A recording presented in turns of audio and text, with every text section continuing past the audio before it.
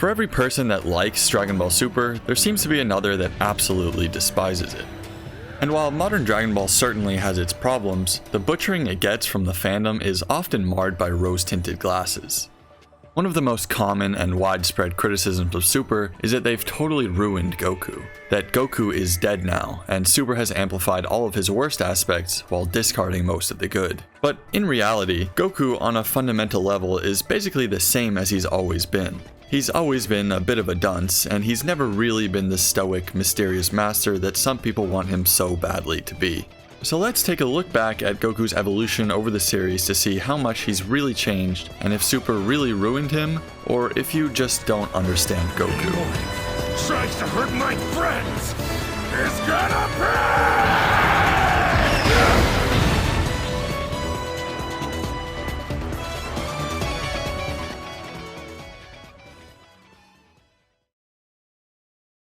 One big problem with modern Goku is his need to relearn every lesson that he learned in the original series and in Z. Or so his critics may say. But this isn't really a problem at all. During Super, Goku has to relearn the importance of technique, control, inner peace, and calmness. Things he heavily tapped into during the original series.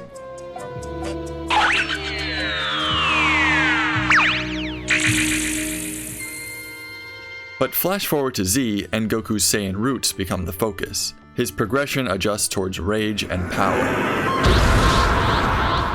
Versus Raditz, his power level isn't high enough. Versus Vegeta, he uses the Kaioken to double, triple, and quadruple his strength. And of course, versus Frieza, his rage boils over and he gains a massive boost of power in Super Saiyan. This focus on his peaceful nature and stillness is left behind, and the glimpse we get of it during the Cell Saga, of course, isn't really about him at all. The real reason Goku takes Gohan on this break was to show him his potentially peaceful life and all the things he's meant to protect, so that he'll think about that when the time comes to go Super Saiyan 2 and overcome Cell. Essentially showing Gohan what he has to lose so that he'll be more motivated to push past his limits. I believe this is the true meaning of Goku's lesson in the Cell Saga, not to teach Gohan about balance or the lessons that he was taught by Korin and Popo. You must be like a stone. A stone?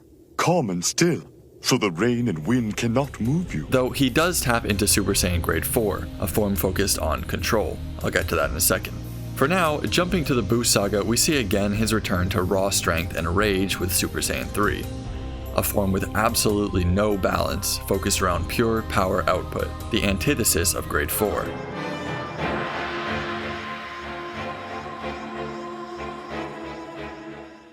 And it's here that we enter Super. With Super Saiyan 3 as the newest form, Goku has to learn to tap into an all-new type of power. One reflected even by a change in appearance, with Goku looking more lean and toning back the overly muscular and power-focused forms of Z. Super Saiyan God is a form with incredible power and speed, but is quickly surpassed by Super Saiyan Blue. And what, coincidentally, are the cornerstones of Blue? Calmness, stillness, focus, all the things Goku was forced to do away with during Z to reach the original 3 Super Saiyan forms. It's the reason that in the Super anime, Goku finally brings back Kaioken with this new transformation.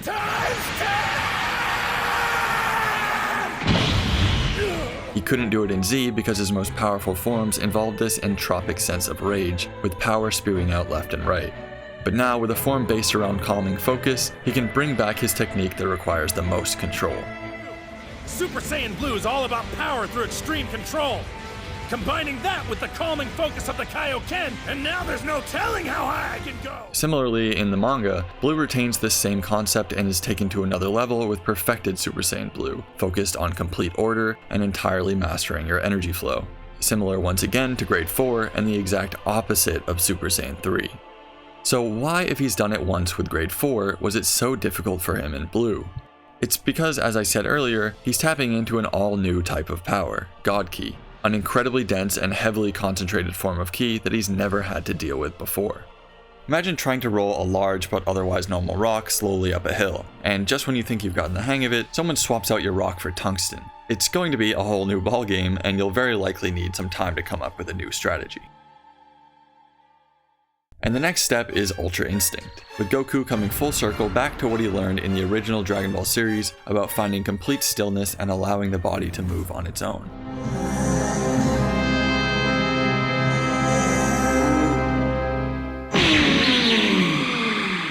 Dragon Ball Super, and by extension Goku, are on a completely different level now. Things are way different. New foes, new forms, and new sources of progression.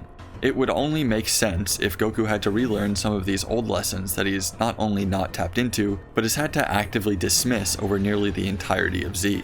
Fighting a Saiyan who wants to blow up your planet is likely an entirely different experience from fighting a god who can blow up the universe. And the two will require a different approach. It's why Ultra Instinct is a progression and not a regression. Goku has to learn that one way isn't necessarily better than the others. He needs to find a balance between the two. First, focus and calm is better for him during Dragon Ball. Then rage and power is the necessity during Z. Finally, in Super, after building up the power required, he needs to learn to tap into his self again. But what exactly is that? Is it the tranquil water that flows from the teachings of the divine, or is it the raging fire that burns in his Saiyan heritage? It's something that Goku is still figuring out with the introduction of true Ultra Instinct. So no, Goku isn't going backwards as a character. It just takes some time to reconcile these two very opposite wells of power, and to find a proper middle ground as his enemies and environments are ever shifting around him. Things are different. The stakes are different. So why doesn't Goku take anything seriously anymore?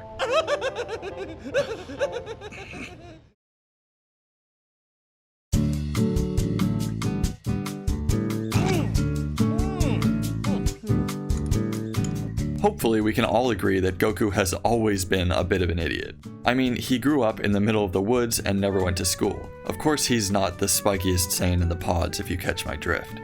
But for some reason, people like to think that Goku has gotten dumber over the course of Super. Like this gag moment in the Future Trunks saga where he doesn't know what kissing is despite having 2 sons. Kakarot, you've never kissed someone? Huh? No, of course not. Why? You're married and have children. Let's not forget this is the same guy who got married thinking that a bride was a food. I don't think you understand. I thought bride meant something to eat. Or who went around doing stuff like this.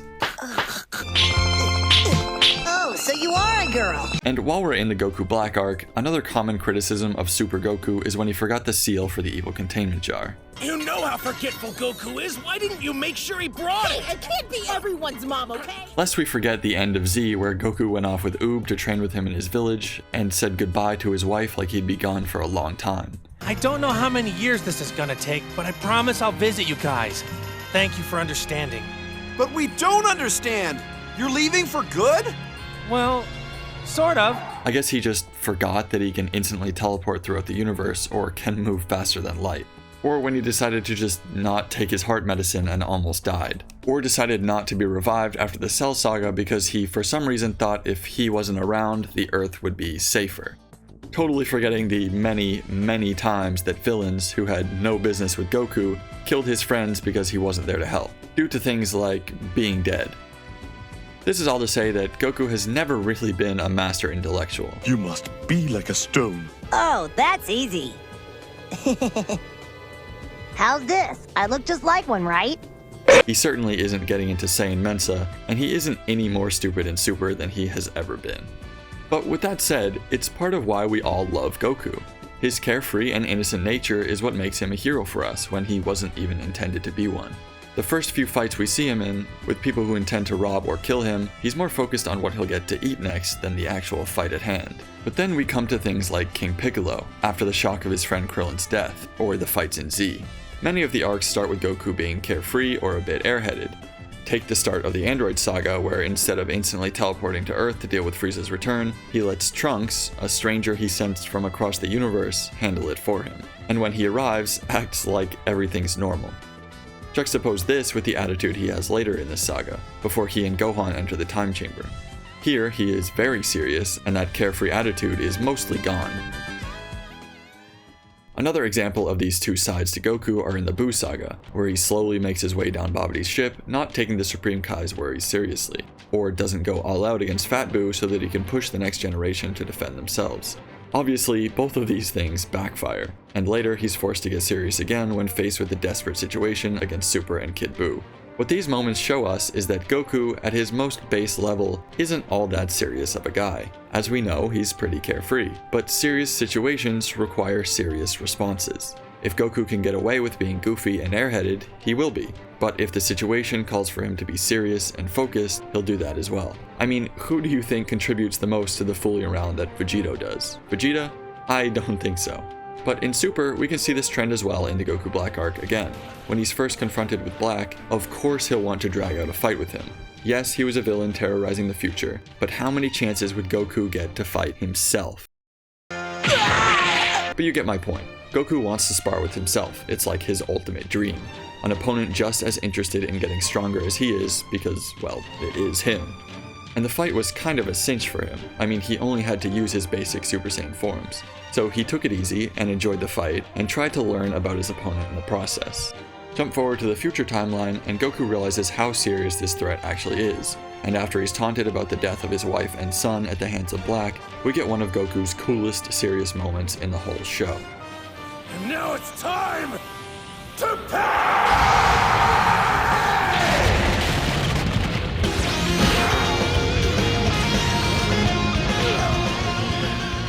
As the series goes along, Goku has been put in dramatic circumstances one after another, to the point where fighting people who want to destroy Earth or take over the universe is pretty much commonplace at this point. One thing we humans do very well is adapt to our circumstances, and clearly Saiyans get this trait too. With the ever-escalating conflicts in Goku's life, it wouldn't be a shocking revelation to assume he's kind of gotten used to it in a way. Like in the Granola arc when we see Maki and Oil come to tell the Saiyans about a new foe, and they just happily go along with it like it's just another day at the office. It's no wonder that Goku's more base, carefree personality may come through more often as he gets more comfortable in these dangerous circumstances. He's been fighting his whole life, so a fight isn't necessarily something he needs to take seriously all the time. It's a matter of scale and consequences. The first time he fought an alien invader in Z, Raditz, he was definitely stressed out. But the third time, the fourth time, the sixth time, by the Buu saga he already wasn't very worried about seeing an alien magician invading to awaken another magical alien to help him destroy the galaxy. He and the other Saiyans take their sweet time descending Babidi's ship, and instead of just blitzing Yakon and one-shotting him, he decides to play around and make Yakon pop himself like a balloon instead.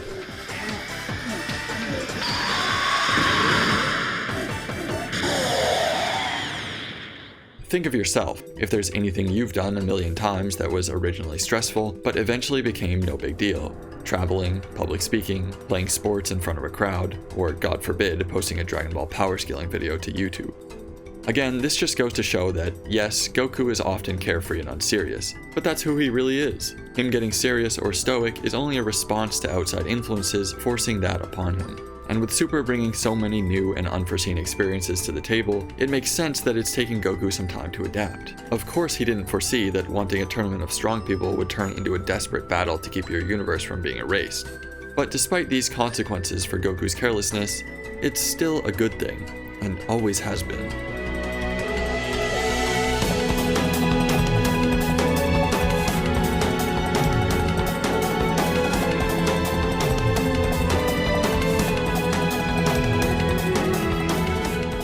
As we should all know by now, and Toriyama has stated himself, Goku's main drive is fighting strong opponents and getting stronger himself. Toriyama describes this as a poison, something that infects Goku's actions and seeps into his decision-making. Combine this with his natural compassion and carefree attitude, and we get situations like this. You can all go to hell without me!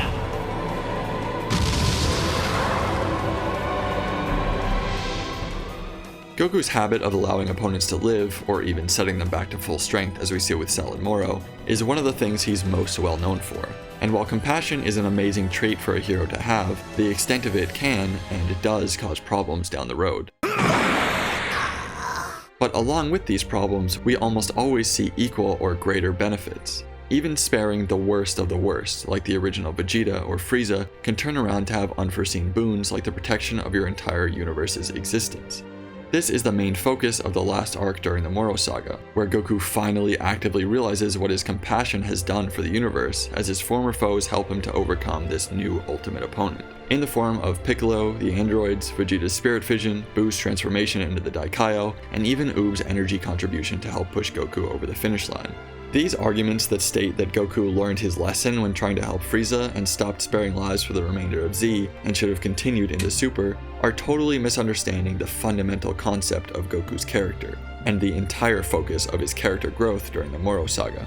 Because Goku does spare more foes during Z. He allows Dr. Gero to finish the androids, leading to his own death at the hands of Cell, but coming full circle with androids 17 and 18 helping to protect the universe during the Tournament of Power. He spares Fat Buu from Vegeta at the very end of the Buu saga, something that, lo and behold, comes back to have nearly disastrous consequences during Battle of Gods, where Buu's selfishness almost gets the planet destroyed by Beerus. But then, once again, comes full circle during the Moro arc and ends up saving the day when the Grand Supreme Kai returns to help the fight. Every single one of Goku's opponents, not all villains, but specifically Goku's adversaries, he has wished to come back in the future so he can fight them again, and to allow them to put that goodwill back into the universe by defending it. Piccolo, Vegeta, Frieza, 17 and 18, Fat Buu, and heading into Super, he gains more allies through fighting in the form of Beerus, Hit, and eventually Jiren. But when it comes to opponents like Raditz or Cell, panels like these certainly make it seem like he's learned some sort of lesson, right? But in reality, Goku only spares enemies who he is confident he can overcome. With Raditz, he was nowhere near strong enough to beat him alone, and it was Piccolo who ended up killing him. So Raditz was never brought back, and Goku didn't hesitate to take him out in the end. Cell, on the other hand, was Gohan's foe. Goku wasn't going to tell Gohan that he needs to let Cell live so he can fight him again in the future. It wasn't his battle. He wasn't in control of it, so he wasn't able to gauge everything Cell was capable of. As we know, Goku learns more and more about his opponents exponentially over the course of a fight. So he told Gohan to hurry up and finish it. There's no telling what he'll do now that he's desperate! End this while you have the chance! On top of this, we have to look at the reason for sparing enemies. Goku spares his foes because of his desire to fight them again, but his desire to fight has never been to such an extent that he becomes okay with wanton death and destruction. For example, he will always redirect a fight to a less populated location if possible. When Goku spared Vegeta, he did so after nearly shattering Vegeta's entire worldview that strength is denoted by birthright, and showed him that hard work and training are even more important. This clearly gave Vegeta a lot to think about. Someone who was rotten to the core enough to kill not only their ally, but one of the only surviving members of his race, now has to consider if his view of the world is askew, something that obviously would, and does, create a burning desire in him to reconfront Goku again and battle their ideologies. With Cell, Gohan has no desire to change his ways or fight him again. He only wanted to make him suffer for what he'd done. First, he's gonna suffer the way he made everyone else suffer. And not only in a physical sense. Like the negative version of what Goku did with Vegeta, Gohan attempts to shatter Cell's worldview that he is the perfect and ultimate life form. But instead of trying to help him see the light, for example that all lives are equal or something sappy like that, Gohan intends to torture Cell with his realization, to burden him in his final moments with thoughts that he's been living a lie. Now I actually feel sorry for you. You're not the perfect life form. In fact, here's a mere child from a race of barbarians that has surpassed you to such a degree. And so, to refocus back on Goku, his moment of telling Gohan to hurry up and finish the fight is not at all a moment of leaving his merciful ways behind. In fact, it can easily be interpreted as the opposite. When Goku spared Vegeta, the fight was done. He allows Vegeta to escape. But with Gohan, he wasn't sparing Cell. He was only prolonging the inevitable. So of course Goku recognizes here that a villain may take drastic action, like self-destructing, when they're backed into a corner in this way. This poison in Goku, as Toriyama puts it, his desire to fight strong opponents, is more like an anti-venom than anything. Though it's made up of the base venom or poison, it's actually being put back out into the universe and is used to help protect it in turn. And this poison that Toriyama talks about doesn't only affect Goku. It also seeps into everyone Goku interacts with, and is why so many have been changed for the better because of him. Vegeta is the common example, but even Frieza. In the Broly movie, we see his henchmen speculating on what he wants the Dragon Balls for, one of the guesses being for Frieza to be indestructible, to which he responded that it would make the game too boring. To never take damage again? Or something. Now why would I want to make the game so boring? This is a huge change from his entire goal of the Namek saga, which was to collect the Dragon Balls and wish for immortality. Now, surprising as it is for Frieza to care much about playing fair, but in the Granola arc we see that he's been training more as well. He went from never having trained a day in his life on Namek to training for 10 years straight in a time chamber on some random planet he conquered. And I'd bet you a million zeni that it's because of Goku's influence. not just because it's the only way he could beat the Saiyans in a fight, but because of the values of hard work that Goku has put forward into the series. It's important to remember that Dragon Ball Super, like it or not, is a continuation of Dragon Ball Z. Despite the time gap between the series, these are the same characters. So instead of asking, why is Goku not how I remember him, or why is Goku not the way I want him to be, maybe you should be asking, why is Goku the way he is? What has changed in his life to make him different from the character that I was expecting to see? Goku is getting older. He's getting more in touch with who he is and what he wants. The scenarios around him are changing. Stakes are escalating and de-escalating constantly. It's no wonder in Super we may see some changes in Goku's decisions or actions. But this doesn't mean he's an entirely different person, or that he's doing things now that he would never even consider in the previous series. He's still the same character that we know and love, and in a lot of ways, he's even more like the boy obsessed with food and getting stronger that we all grew up with now than he ever has been since the original series. With Super, Goku has made huge strides toward getting in touch with his roots, reconnecting with the teachings of his old masters like Roshi, Korin, and Popo, revisiting his Saiyan heritage, learning about his father and meeting new Saiyans, and at the same time reaching new heights and going on new adventures. Really, it should be the best of all worlds, or all universes. So try to enjoy it, and join the Discord, it's linked below. It's Goku! But Broly?